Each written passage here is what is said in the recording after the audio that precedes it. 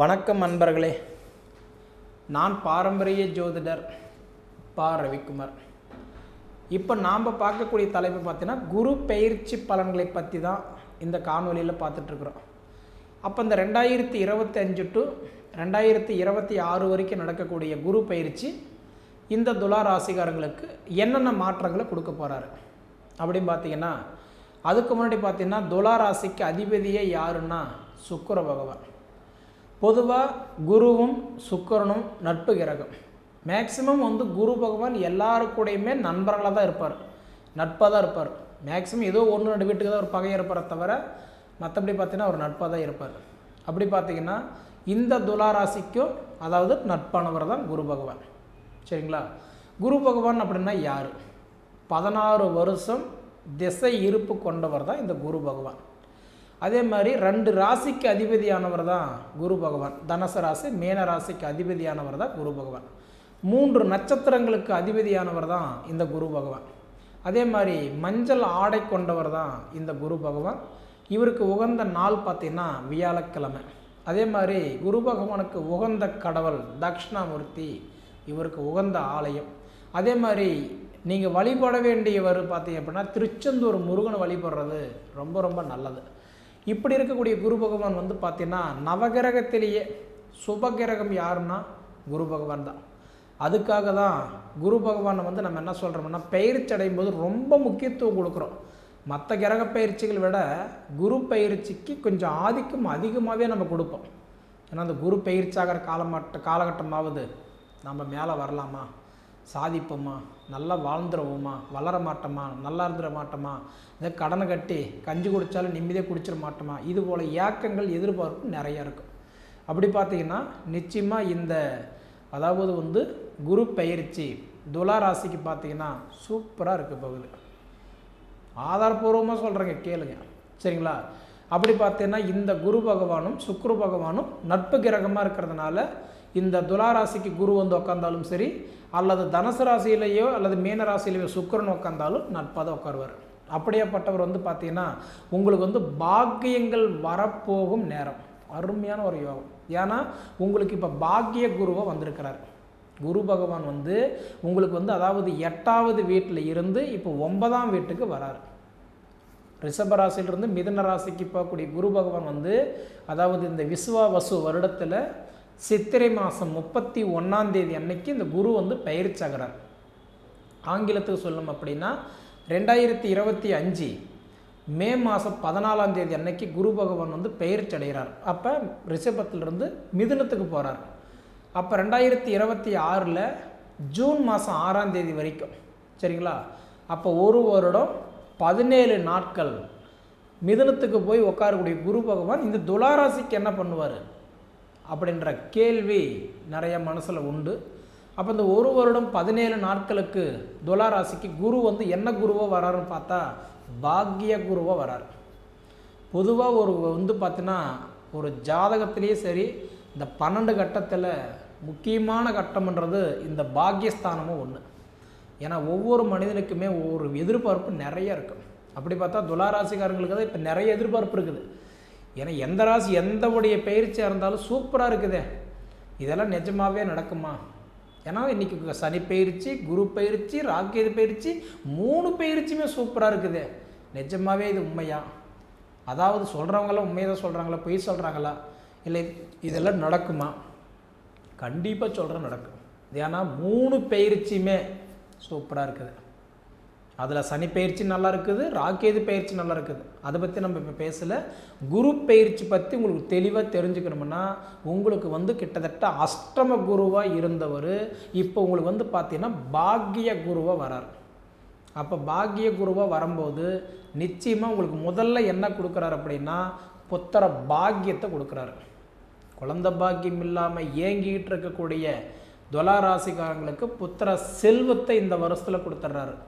நான் சொன்ன மாதிரி இன்றைக்கி ஜூன் மாதம் 1ஆம் தேதிக்குள்ளார கண்டிப்பாக அதாவது சன்னியாசியாக இருக்கிறவங்க சம்சாரியாக போகிறீங்க. அதாவது சம்சாரியாக இருக்கிறவங்க பார்த்தீங்கன்னா குடும்பஸ்தர் ஆக போகிறீங்க.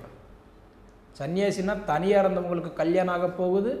அதே மாதிரி கல்யாணம் ஆனவங்களுக்கு குழந்தை குட்டி இல்லாதவங்களுக்கு குழந்தை குட்டி கொடுக்க போகிறார். அப்போ உங்களுக்கு இந்த குரு பகவான் வந்து பார்த்திங்கன்னா உங்களுக்கு பாக்கியஸ்தானமாக வர்றதுனால முதல்ல என்ன கொடுக்குறாரு, புத்திர செல்வத்தை கொடுக்குறாரு. குழந்தை பாக்கியன்றது 1000 காலத்து பயிர் மாதிரி. நினச்ச உடனே ஒருத்தருக்கு குழந்தை பிறந்துடும். ஒரு சிலருக்கு என்னதான் பழமொழி சொல்கிற மாதிரி தேனெல்லாம் பூசி தெருவெல்லாம் உருண்டுனா கூட ஒற்றை மண்ணை தான் ஒட்டுன்ற மாதிரி என்னதான் வந்து பார்த்தலாம் அவங்க போகாத கோயில் இல்லை, கும்பிடாத தெய்வம் இல்லை, வைக்காத வேண்டுதல் இல்லை, செய்யாத பரிகாரம் இல்லை, எடுக்காத ட்ரீட்மெண்ட் இல்லை, எல்லாம் பார்த்துருப்பாங்க. ஆனால் அவங்களுக்கு குழந்தை பாக்கி ஒரு குறையாகவே இருந்திருக்கும். அப்படியாப்பட்டவங்களுக்கு நான் தெளிவாக சொல்கிறது 2 விஷயந்தான். உங்கள் சுய ஜாதகத்தை பார்த்தீங்களா, அப்படி பார்த்து லக்னாதிபதிக்கு 5ஆம் இடத்துல பாருங்கள், ராகுவோ கேதுவோ இருந்தால் கடுமையான புத்திர தோஷம், சனியோ குருவோ இருந்தால் தாமதப்படுத்தி கொடுப்பான். அப்போ உங்கள் சுய ஜாதகத்தில் லக்னாதிபதிக்கு 5ஆம் இடம், உங்களுக்கு அந்த 5ஆம் இடத்துக்கு அதிபதி யார், அந்த வீட்டில் ராகு கேது குரு சனி எதாவது இருக்கான்னு பாருங்கள், திசா புத்தி நல்லா இருக்கான்னு பாருங்கள். இது மட்டும் நல்லா இருந்துருச்சுன்னா கண்டிப்பாக இந்த வருஷத்தில் உங்களுக்கு புத்திர செல்வம் பெருகியே தீரும், கொடுத்தே தீருவார். அதே மாதிரி பார்த்தீங்கன்னா லக்னாதிபதிக்கு காரகன், திருமணக்காரகன், கலஸ்திரஸ்தானம். அந்த கலஸ்திரஸ்தானத்துக்கு அதிபதியே யாருன்னா செவ்வாய் தான். எப்பயுமே வந்து பார்த்தீங்கன்னா துளாராசிக்கு அதிபதி கலஸ்திரக்காரகன் யாருன்னா செவ்வாய், மங்களக்காரகன் சொல்லுவாங்க. அந்த மங்களக்காரகன் உங்கள் ஜாதகத்தில் செவ்வாய் நல்ல இடத்துல இருக்கிறாரா, ஏன்னா செவ்வாய் வந்து பார்த்தீங்கன்னா கடகத்தில் நீச்சமாகுவார், அதே மாதிரி மகரத்தில் உச்சமடைவார், மேசராசி விருச்சிக ராசியில் தன் சொந்த வீட்டில் ஆட்சியாக இருப்பார். அந்த மாதிரி வந்து ஆட்சி நீச்சம் உச்சம் பகையாக இருக்கிறாரா, எந்த இடத்துல இருக்கிறாரோ அதுக்கு தகுந்த மாதிரி பலன்களை கொடுப்பார். கல்யாணத்துக்கு பார்க்குறீங்களா, செவ்வாய் உங்களுக்கு நல்ல இடத்துல இருக்கணும். குழந்தை பாக்கியத்துக்கு பார்க்குறீங்களா, கண்டிப்பாக உங்களுக்கு வந்து பார்த்தீங்கன்னா சனி நல்லாவராக இருக்கணும். ஏன்னா உங்களுக்கு புத்திரஸ்தானத்துக்கு அதிபதியே சனி தான், நல்லா புரிஞ்சுக்கோங்க. உங்களுக்கு குழந்தை பாக்கியத்துக்கு அதிபதி யார், சனி தான். அது மாதிரி பார்த்தீங்கன்னா சனி உங்களுக்கு நல்ல இடத்துல நல்லா இருந்துட்டாருன்னா உங்களுக்கு புத்திரஸ்தானம் நல்லாயிருக்கும். அதே மாதிரி செவ்வாய் நல்லா இருந்துட்டாருன்னா திருமணக்காரன் நல்லாயிருக்கும். அப்போ உங்களுக்கு இந்த பாக்கியஸ்தானத்தில் நான் சொன்ன மாதிரி லக்னாதிபதிக்கு 5ஆம் இடத்துக்கு அதிபதி யார் உங்களுக்கு, அதாவது ராசிக்கு நான் சொன்னால் சனி பகவான். லக்னன்றது நமக்கு வந்து அதே உங்களுக்கு வந்து பார்த்தீங்கன்னா துலா லக்னமாக இருந்தால் சனி பகவான் வருவார். ஆனால் மற்ற லக்னமாக இருந்தால் சொல்ல முடியாது இல்லையா. அதுபோல் பார்த்தீங்க அப்படின்னா பொது பலன் அப்படின்றது வேறு, இண்டிவிஜுவலான விஷயம்ன்றது வேறு. அப்படி பார்த்தீங்கன்னா உங்களுக்கு 3ஆம் இடம் தைரியஸ்தானத்துக்கும் 6ஆம் இடம் ரோகஸ்தானத்துக்கும் அதிபதி யாருன்னா குரு தான். 3ஆம் இடம் அப்படின்னா தனுசு ராசிக்கும், அதே மாதிரி பார்த்தீங்கன்னா 6ஆம் இடம்னா மீன ராசிக்கும், இந்த 2 வீட்டுக்கும் அதிபதி யாருன்னா குரு பகவான் தான். சரிங்களா. அப்போ உங்களுக்கு தைரியஸ்தானத்தில் குரு பகவான் வரதுனால கண்டிப்பாக உங்களோட ராசிக்கு இப்போ வந்து பார்த்தீங்கன்னா குரு எங்கேருந்து எங்கே போகிறாரு, ரிஷப ராசியிலிருந்து மிதுன ராசிக்கு போகிறாரு. அப்போ குருவுடைய பார்வை பார்த்தீங்கன்னா 5, 7, 9. அப்போ மிதுன ராசியிலிருந்து குரு வந்து 5ஆம் இடமாக யார் ராசி பார்க்குறாரு, உங்கள் ராசி தான் பார்க்குறாரு. அப்போ குரு வந்து உங்கள் ராசி 5ஆம் இடமாக பார்க்குறதுனால நான் அதுதான் முன்னே சொன்னேன், குழந்தை பாக்கியம் கண்டிப்பாக கொடுக்கறதுக்கு வாய்ப்புண்டு. ஏன்னா மிதுன ராசியிலிருந்து 5ஆம் இடமாக பார்த்தீங்கன்னா துலா ராசி, 7ஆம் இடமாக தனுசு ராசி, 9ஆம் இடமாக கும்ப ராசி பார்க்குறாரு. அப்போ 100% தனுசு ராசிக்காரங்களுக்கு குழந்தை செல்வங்கள் பெருகும். அதே மாதிரி பார்த்தீங்கன்னா திருமண தடைகள் விலகும். பூர்வீக புண்ணிய சம்மந்தப்பட்ட இடங்கள் ஏதாவது இருந்தால், இடம் பிரச்சனை, பூமி பிரச்சனை, தோட்டத்துறை பிரச்சனை, சொந்த பந்தம் பிரச்சனை, காசு பணம் பிரச்சனை இருந்தால் சரியாகும். இதுக்கு முன்னாடி மன உளைச்சலாக மனக்கவலையோட குழப்பத்தோட நிம்மதி இல்லாமல் போராடிட்டு இருந்த கண்டிப்பாக துளாராசிக்காரங்களுக்கு இதுக்கு மேலே உங்களுக்கு நல்லது நடக்கும்.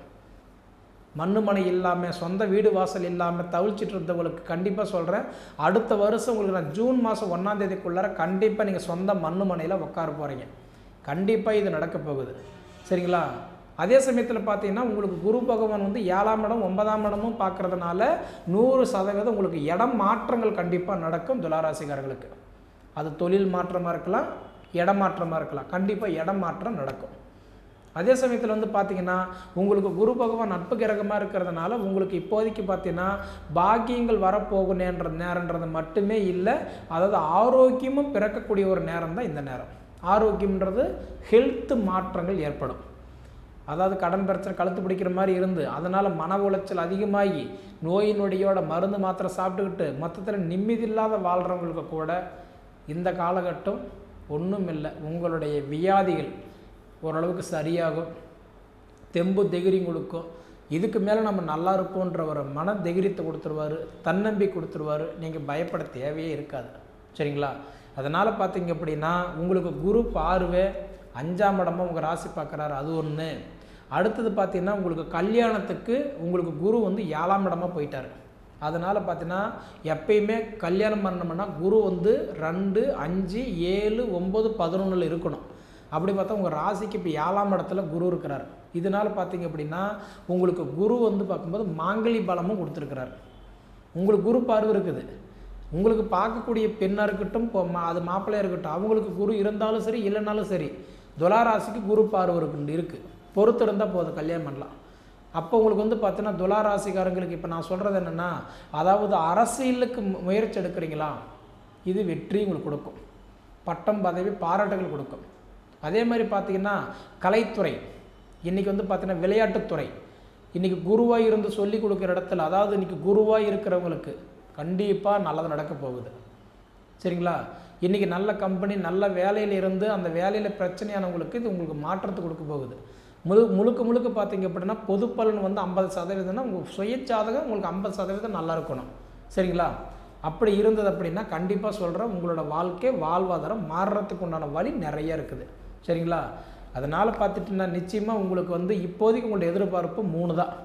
தொழில் மாற்றம் நடந்தால் சரி, 2வது கஞ்சி குடித்தா கூட கடன் இல்லாத சந்தோஷமாக இருந்தால் சரி, 3வதுன்றது வந்து பார்த்தீங்கன்னா உழைப்புக்கு தகுந்த உயர்வு, வயசுக்கு தகுந்த வளர்ச்சி இருந்தால் சரி.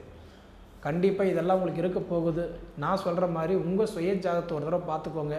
ஏன்னா முன்னே நான் சொன்னேன், அதாவது வந்து உங்களுக்கு வந்து புத்திரக்காரகன் சனி பகவான் நல்லா இருக்கணும். அதே மாதிரி பார்த்திங்கன்னா உங்களுக்கு மாங்கல்யக்காரகன் செவ்வாய் பகவான் நல்லா இருக்கணும்.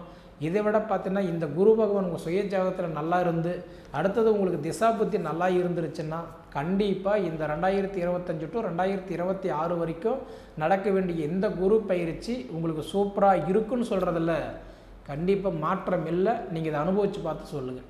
சரிங்களா? சரி நேயர்களே, அதாவது வந்து ஜோதிட சம்மந்தப்பட்ட கேள்விகள் எதாவது இருந்தால் கண்டிப்பாக கால் பண்ணுங்கள். உங்களுக்கு அதுக்கு உண்டான பதில் நான் கொடுக்குறேன். அதே மாதிரி பார்த்தீங்க அப்படின்னா ஜாதகத்தை பார்க்கணும் அப்படின்னா கான்டாக்டில் என்னோடய நம்பர் கொடுக்குறேன். அது அப்பாயின்ட் போட்டு ஒரு ஜாதகத்தை பார்த்து எப்படி இருக்குன்றது தெளிவாக தெரிஞ்சுக்கோங்க.